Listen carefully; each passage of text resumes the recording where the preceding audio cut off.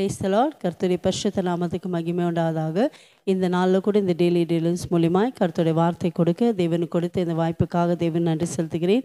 இதை பார்க்குறவங்கள் அனைவரும் கர்த்தராகிய இயேசு கிறிஸ்து நாமத்தினால் உங்களை வாழ்த்துகிறேன், உங்களை ஆசீர்வதிக்கிறேன். இந்த நாளில் கூட கர்த்தர் உங்களுக்கு வைத்திருக்கிற ஆசீர்வாத நன்மைகளை பெற்றுக்கொள்ள ஆயத்தமாக இருக்கிறீங்களா? இந்த நாளில் வேத புஸ்தகத்தில் புலம்பல் என்ற புஸ்தகம் 3ஆம் அதிகாரம் 22ஆம் வசனத்தை வாசிப்போம். Lamentation chapter 3 verse 22. கர்த்தருடைய வார்த்தை எப்படியாய் சொல்லுகிறது, நாம் நிர்மூலமாகாமல் இருக்கிறது கர்த்தருடைய கிருபையே, அவருடைய இரக்கங்களுக்கு முடிவே இல்லை. ஆமேன். என் கண்பார்களே, இந்த நாளில் கூட ஏசப்பா சொல்கிறார், நீங்கள் நிர்மூலமாகாமல் இருப்பது கர்த்தருடைய சுத்த கிருபை, அவருடைய இரக்கங்களுக்கு முடிவே இல்லை.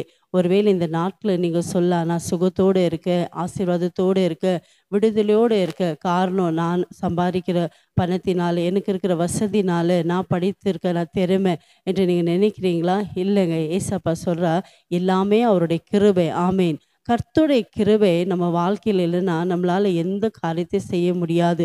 கர்த்தருடைய கிருபை நம்ம வாழ்க்கையில் பெரிதாக இருக்கிறது.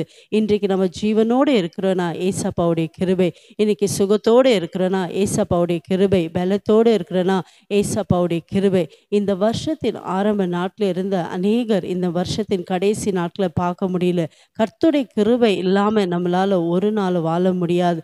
இந்த நாளில் கூட சொல்லுங்கள், ஏசப்பா நான் ஜீவனோடு இருப்பது உம்முடைய கிருபை, ஏசப்பா நான் சுகத்தோடு இருப்பது உம்முடைய கிருபை, நான் குடும்பத்தோடு இருப்பது உங்கள் கிருபை, ஏசப்பா நான் சமாதானத்தோடு இருப்பது உம்முடைய கிருபை. கர்த்தருடைய கிருபை நீங்கள் சார்ந்து இருக்கும் போது, கர்த்தருடைய கிருபை நீங்கள் பெற்றுக்கொள்ளும் போது, ஒவ்வொரு நாளும் ஏசப்பா உங்களை அற்புதமாய் நடத்துவார், உங்களை அதிசயமாக நடத்துவார். இன்றைக்கும் நீங்கள் ஜீவனோடு இருக்கீங்களா? சுகத்தோடு இருக்கீங்களா? ஆரோக்கியத்தோடு இருக்கிறீங்களா? காரணம் கர்த்தருடைய கிருபை. கர்த்தருடைய கிருபை தான் உங்களை எல்லா தீங்குக்கும், எல்லா பொல்லாப்பும், எல்லா சத்ருவின் கண்ணிக்கும் விலக்கி உங்களை பாதுகாத்து நடத்தி வருது.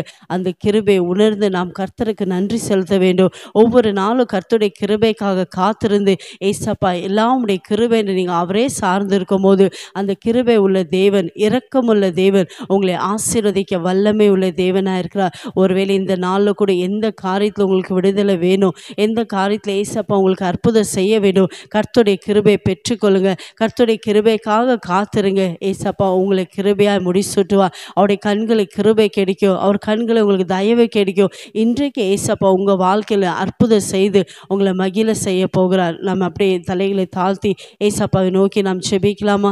எங்களை அதிகமாக நேசிக்கிற தகப்பனே, ஏசப்பா இந்த நாளில் கூட நீங்கள் சொன்னீர், நாங்கள் நிற்பது நிர்மூலமாகாமல் இருப்பது உம்முடைய சுத்த கிருபை. ஆமாண்டவரே, நாங்கள் விசுவாசிக்கிறப்பா, இன்றைக்கு ஜீவனோடு இருப்பது, நாங்கள் சுகத்தோடு இருப்பது, ஆசீர்வாதத்தோடு இருப்பது, நாங்கள் சமாதானத்தோடு இருப்பது எல்லாம் உம்முடைய கிருபை அப்பா. இந்த வேலை கூட என் ஜனங்கள் எந்தெந்த காரியத்தில் உம்மை நோக்கி உம்முடைய கிருபை காத்திருக்காங்கப்பா, ஒவ்வொரு வாழ்க்கையில் அந்த கிருபையின் தேவன் அற்புதம் செய்வீராகப்பா. ஒவ்வொருக்கும் உம்முடைய கண்களை கிருபை கிடைக்கட்டும், உம்முடைய கண்களை தயவு கிடைக்கட்டப்பா. நீங்கள் இரக்கமுள்ள தேவன், மனதுருக்கமுள்ள தேவன் ஏசப்பா.